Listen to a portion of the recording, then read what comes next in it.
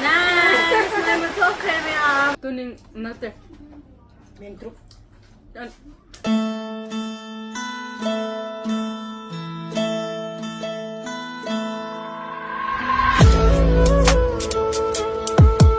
Sak saminage tawbane ibani se ngasidi ahawbadi chadre mathen manga khatang kar tawraga chare haibadi cherawbada chahawdabai ngasi chadoine baka ando mase magi su YouTube hangbane aduga magi subscribe tawbiramo aduga aigi su subscribe tawbiramo tawdabai su naw myam yawragadi wase yam ngangroge thengjale e paisa ba hawrage Taraweh. samput ama Lapui romba ma, kanggawa ma, kangsue ma, tharoy ama. Saba horege tadi, saba horo. Jam kan sila ka.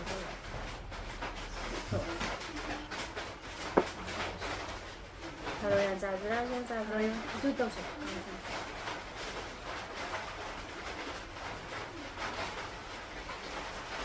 Siapa?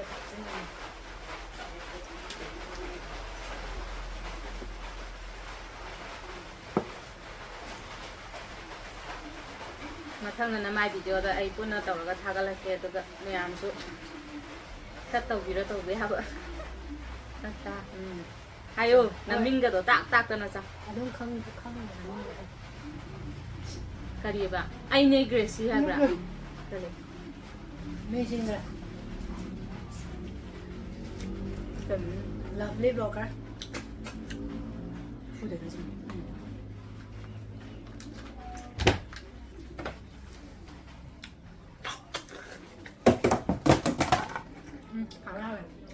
tharoy ga se man thong nyam ha. Bisa sok ke gua.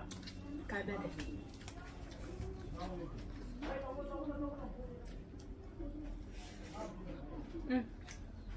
Iru ma tu mo wala. Tapi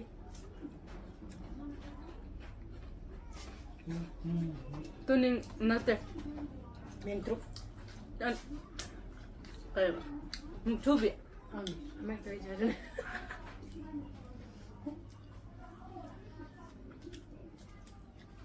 Tahu dah gigit nang ada. Ikai bede. Tubi je jabdan nung se sao bo to bo ko to kolun pheyan. So manam nam ti bu.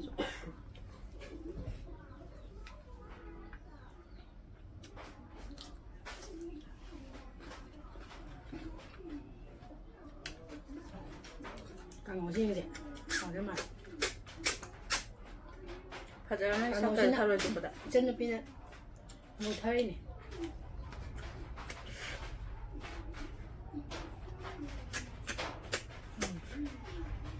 Habra. Sidak ne. Amin. Sidak ne kamen ne mangal ne.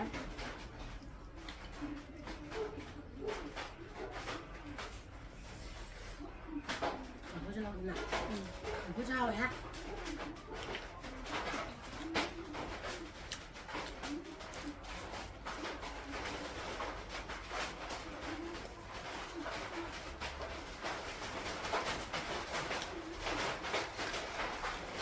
Tao tao nung.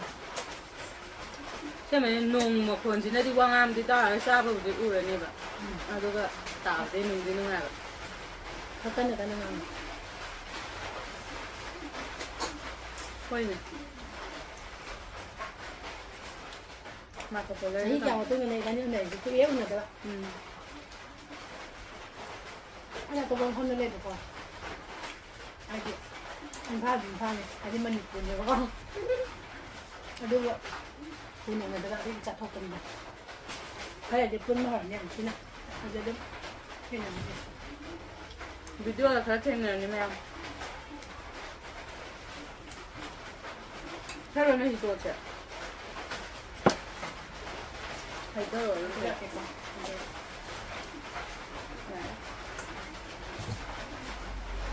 Rồi cho khơi đi khơi lập phần ấy là này còn thâm đã.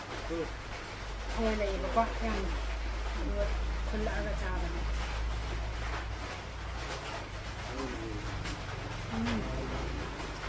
Keberapa?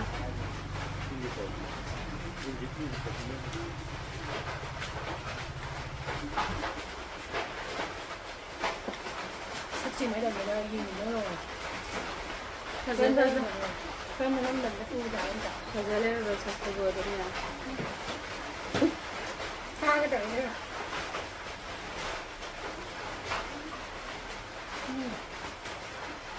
하얀 레이도 그게 때가 싫어. 뭔가 따질래. 그냥 뒤는 세잖아. 맞당 어머 맞아지. 그냥 달래네 어머 뭐지?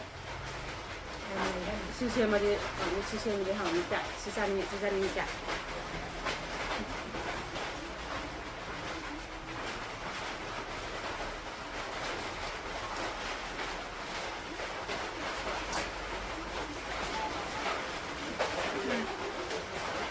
그러면 나 그거 골라 잡자 하면 네, 양 감들.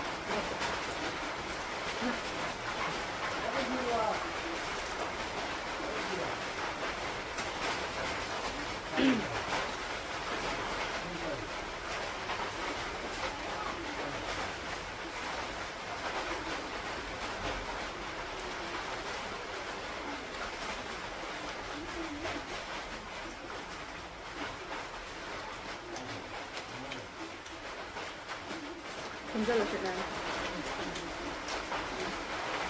Sa tuwag kafe doon.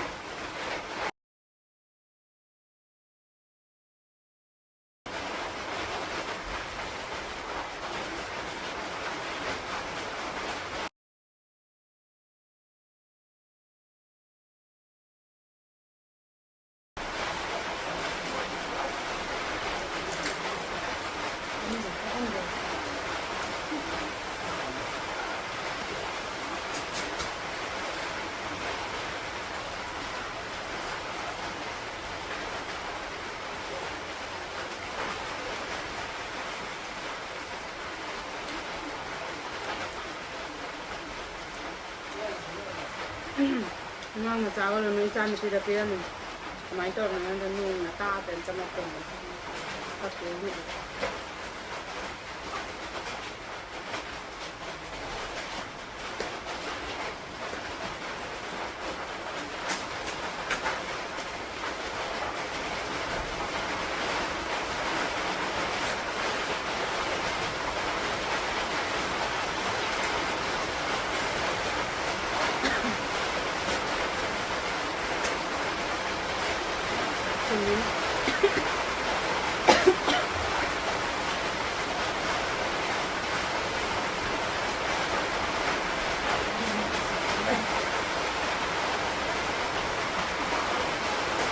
Nice! Never talk to me. I'm nungai re. Thì nó nằm như cái trái này kìa.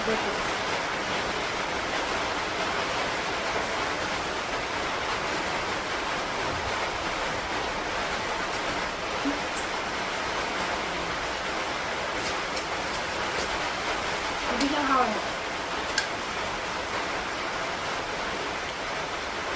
Prepare là có chắc đi mà đi xuống thang này đi. Luộc vậy. Anh chỉ luộc từ 5 giây được quả. Thì đất thành nó xa đẹp. Đấy nè. Nó mong không được được. Thì chúng ta như thế này chỉ có xem nào. Ở đây này cục này. Ở đây không được. Ở đây để nó mình còn được. Thì chết nó mới là được. Nó xa không được.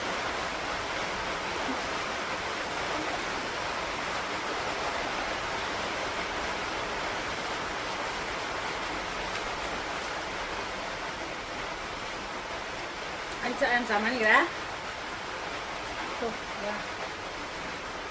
Hết tất cả sinh rồi. Hết mình là đấy rồi. Na cookies na tege. Kapi dem ba? Không được. Thôi đi khắp thêm mà này. Không được.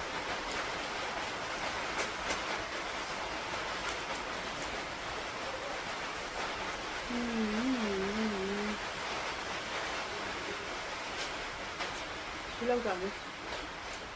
Mà sao không được? Rất dễ với mình ra. Ok. Sabi ko si Mancha ka na. คือหนาวเดี๋ยวให้แกไอ้หนาว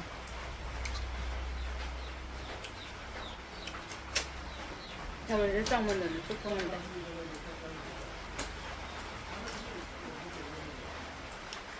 저희 차만 걸려그냐 차만 또 물고 지금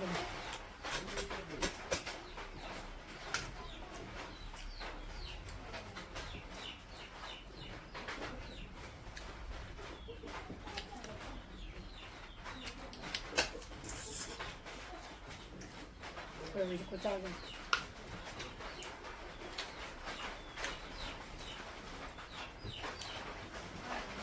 แล้วแบบมายามวิดีโอจะเสียงบ้างครั้งเดียวก็เคยจะเขาจ้าจะซาเลยเลยแบบจุดนั้นเป็นตัวเดินครั้งเดียวกันนี้นะมันคือจุดน้องกีฬาไปเลยเด้อไม่สุดโลกตัววิดีโอตัวhagat na bagi mayam na din sa kang na bagi ha temba na Saragoy.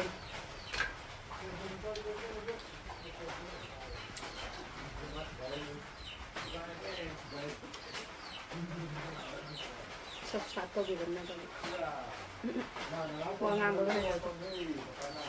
Wala nga di sa nga nga ni sing edita sa project mo. Ano na din nga. Mali patam na ako pala.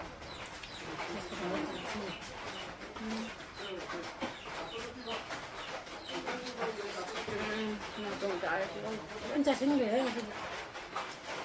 그래서 난 기도해. 한대. 시별로 전제되네. 내가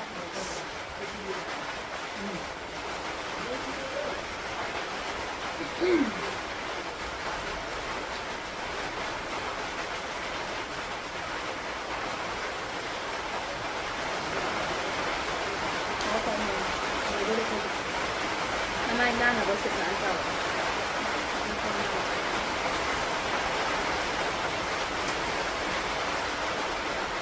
Các cha bây giờ nè, bây giờ nên là ăn ra bây giờ, mình sắp bây giờ, mama yêu na là, anh na đi rồi.